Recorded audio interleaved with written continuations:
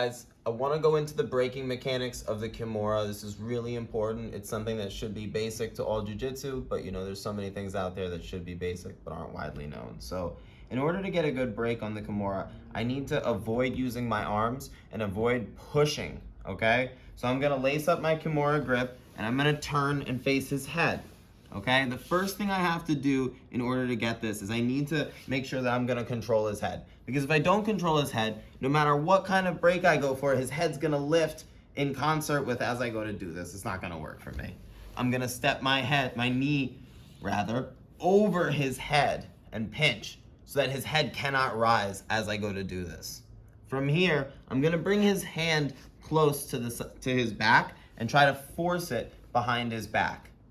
From here, I take my elbow down to the end of the lever, so it's near his elbow. And then I can use rotational force as well as pushing. So I want to push enough to remove the slack, and then I get along the power line from his shoulder to his hip, and I'm gonna pull to get a really strong break. Okay? This is enough to actually dislocate his arm. It feels totally different than if I'm just driving the wrist up behind our back. We've all had that experience rolling with that freaky flexible person or a girl who's able to get their arm all the way up to touch their neck and you just aren't finishing the Kimura. But the fact is, if we were doing it properly, when you get the arm in this position, it's very vulnerable to a strong dislocation and break. So we need to approach it the right way, pulling backwards on the elbow. That's how to finish our Kimuras.